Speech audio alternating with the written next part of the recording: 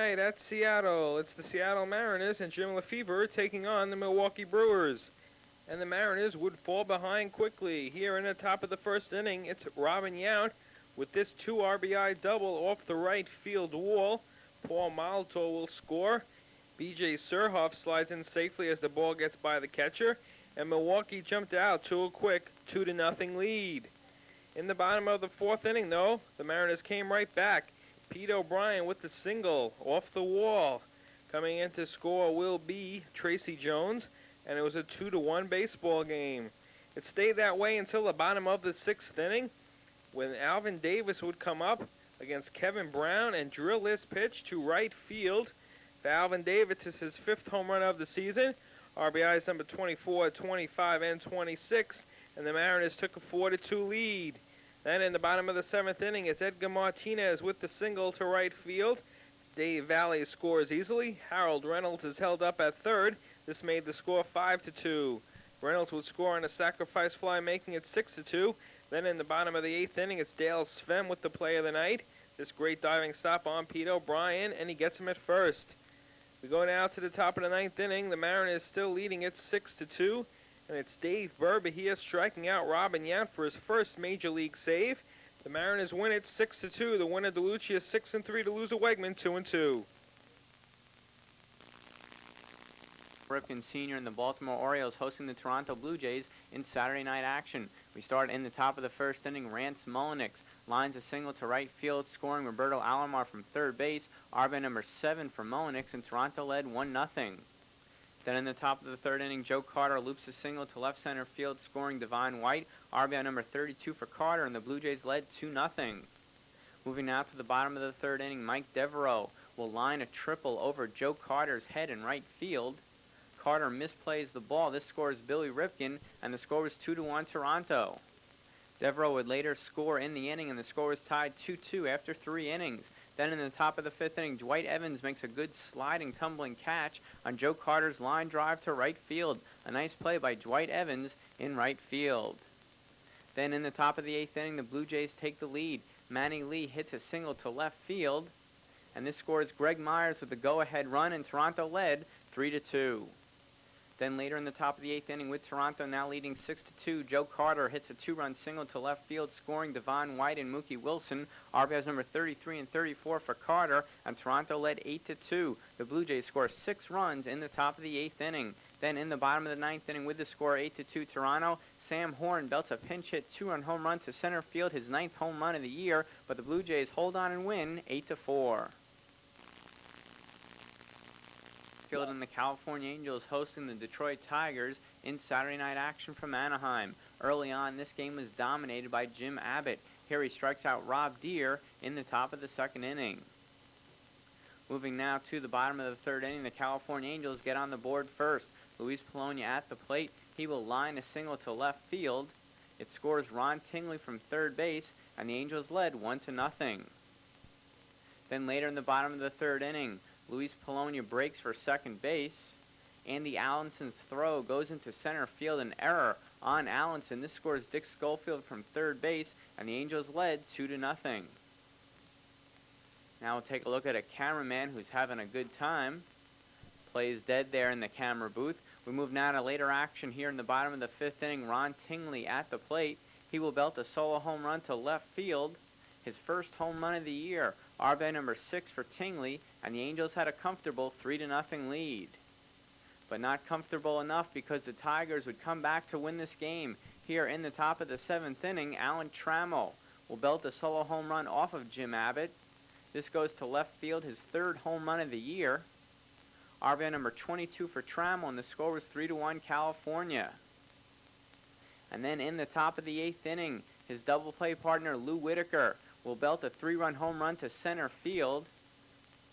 This is Whitaker's 8th home run of the year, and it gave the Tigers a 4-3 lead.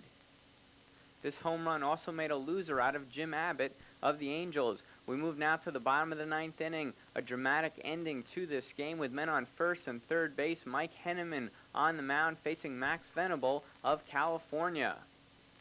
Venable grounds into a game-ending 4-6-3 double play. The Tigers win 4-3. The winning pitcher Walt Terrell is 3-6. The losing pitcher Jim Abbott drops to 5-5. Mike Henneman gets his 8th save, and watch what happens here. By mistake, he slaps Alan Trammell on the face. Henneman says he's sorry, then goes back to giving high fives to his teammates. The Tigers defeat the Angels 4-3. Louis, Roger Craig, and the San Francisco Giants are in town to play the Cardinals. In the bottom of the second inning, on this seemingly innocuous play, Will Clark strained his quadricep muscle and had to leave the game. Now in the top of the fourth inning, his replacement Greg Litton hits a ground ball to second. He's thrown out, but Mike Felder comes in to score, scoring the first run of the game, making it 1-0 San Francisco. Then in the bottom of the fourth inning, Pedro Guerrero hits a single through short that scores Langford, tying the game at 1. Still in the bottom of the fourth, Tom Pagnazzi hits a ground ball to right field. This is a single that scores Todd Zeal. Pagnazzi is out in a rundown, but the score was 2-1 St. Louis. That's how it stood after 4. It remained 2-1 until the top of the 8th inning, when Greg Litton picked up his second RBI of the game after coming in to replace the injured Will Clark. Here in the top of the 8th, Litton hits a sacrifice fly to right field that scores Scott Garrelts, making the score 2-2 in the 8th. The game went into extra innings tied at 2, and in the bottom of the 10th inning, Bernard Gilkey bunted. Mike Felder threw the ball away, and the error allowed Geronimo Pena to score, giving the Cardinals a 3-2 victory. The winner was Carpenter. He's 7-1. The loser, Olivares, is 1-2. Once again, the final 3-2 St. Louis in 10 innings. Houston Astros hosting the New York Mets in Saturday night action. We start in the top of the first inning. The Mets score 2 runs in this inning. Here, Kevin McReynolds lines a double down the left field line, scoring Vince Coleman from second base. RBI number 24 for McReynolds, and the Mets led 1-0. Then later in the top of the first inning, Hubie Brooks bloops a single to right field. This scores Kevin McReynolds from second base. RBI number 27 for Brooks, and the Mets led 2-0. Moving now to the top of the fourth inning, Wally Whitehurst grounds a ball up the middle. Casey Candell gets it, spins and throws to first to get the slow-running Whitehurst at first base for the out. Then in the bottom of the fourth inning, Candell does it at the plate. Here facing Whitehurst, he lines a single to right center field, scoring Jeff Bagwell from third base. RBI number 21 for Candell, and the Mets led 2-1. Then in the top of the fifth inning, some more good defense by the Houston Astros. Here Kevin McReynolds hits a ball to deep center field, and Steve Finley makes a nice leaping catch. Moving now to the bottom of the sixth inning, the Astros take the lead. Ken Caminiti at the plate for Houston. Here he belts a 2-run home run to left field, his 5th home run of the year, and the Astros led 3-2 after 6 innings.